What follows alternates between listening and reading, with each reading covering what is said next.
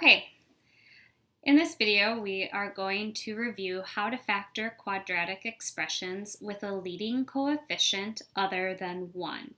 So that means our expression will not start with just a plain old x squared. There will be some number there, positive or negative. So the first difference in our process is rather than just asking ourselves what multiplies to c, we're going to multiply a and c together, and we're going to say what multiplies to that product, but still adds up to that middle number b. You'll come up with your two numbers just like before, but you don't go straight to your factored form at that point. What you do at that point is you use these two new numbers that you came up with and you break b down into those two numbers and you insert them in your quadratic expression. After that, you factor this expression by grouping, which is a factoring method you learned in Algebra 1. Then you'll have your final factored form.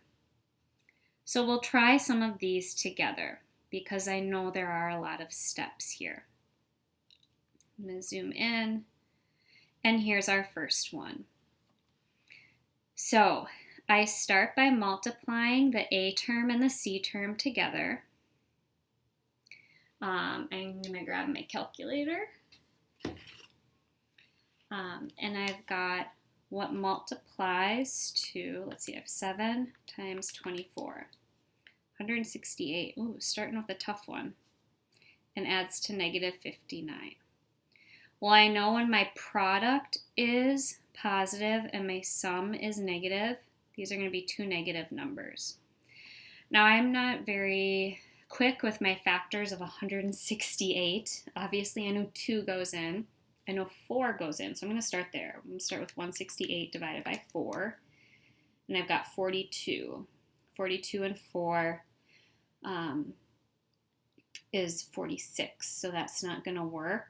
So I'm going to just try a few other things. So I'm just doing guess and check right now. I'm going to try 168 divided by 3, and I got 56.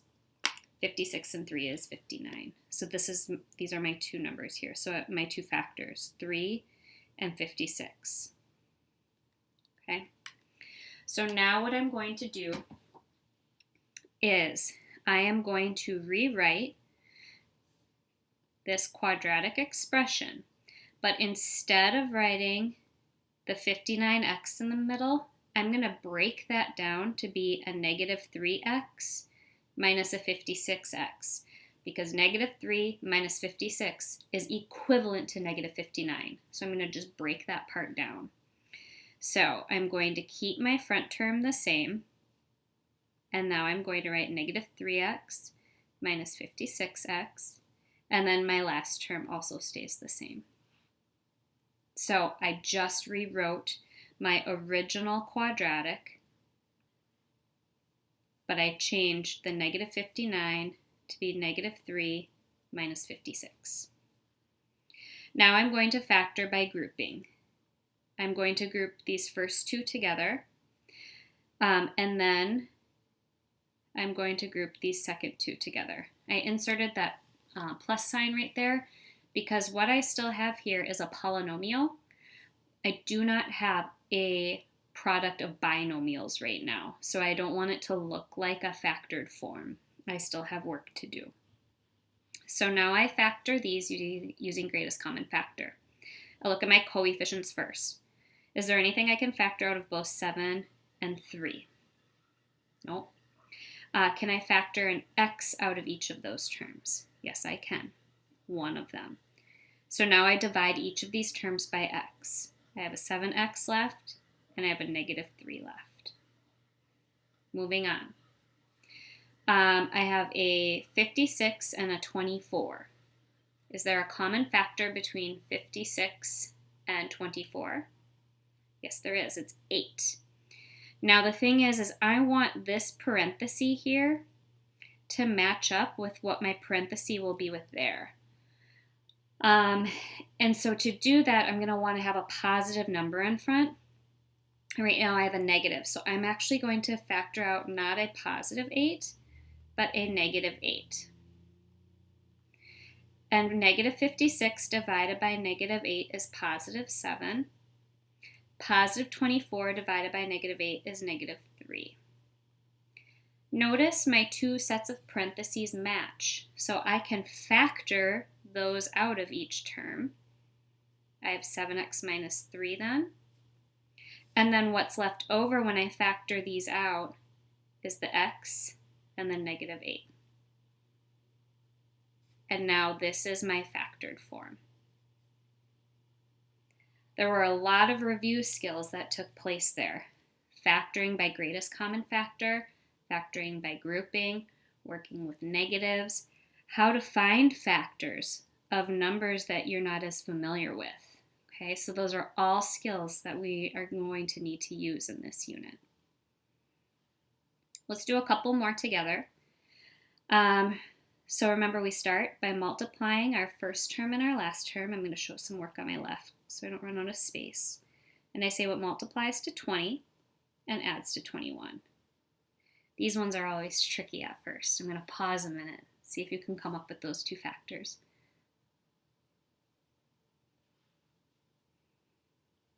It's 20 and 1.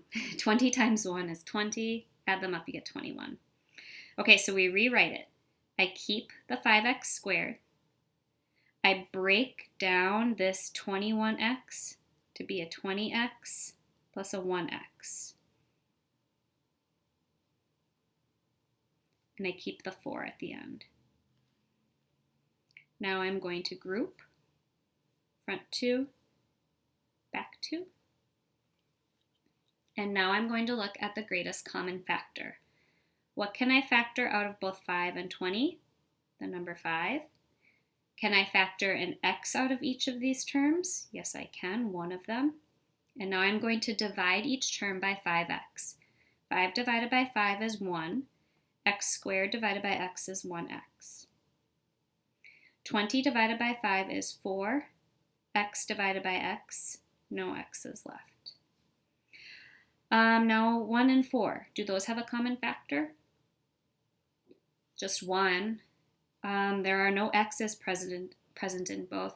So when you say like, oh, there's no greatest common factor or there's nothing to factor out, well, there's always something to factor out. You can always factor out a 1.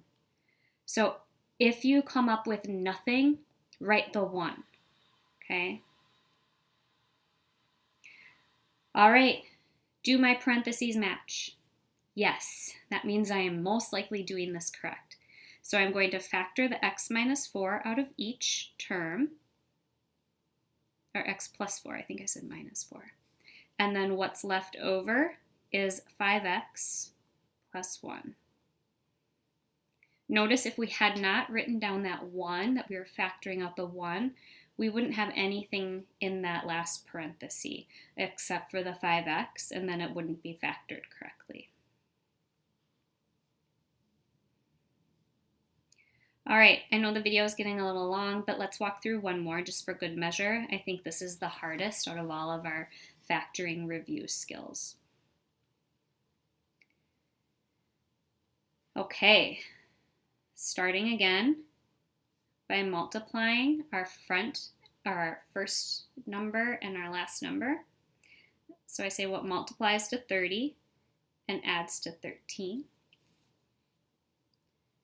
10 and 3. So now I'm going to rewrite my quadratic. I'm going to keep the 2x squared, and I'm going to break the 13 down to 10 plus 3. Next, I am going to group my first two terms and my second two terms, and then factor each set of parentheses using greatest common factor.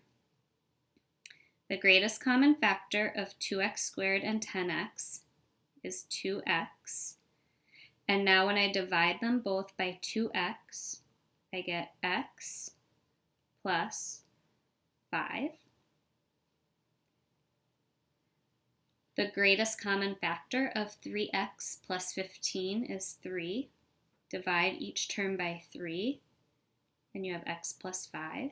Our parentheses match, so I factor that x plus 5 out of each term. And what's left over is 2x plus 3. Now there are different ways of factoring quadratic trinomials that have a leading coefficient other than 1. If you had Mr. Martin maybe for Algebra 1 or Intro, he uses a box method, and you are welcome to use that box method. I'll make sure his videos are attached in this folder so you can review that method. If you had Mr. McKay for Algebra 1, he makes a chart and then does guess and check. So there's different methods that get you here.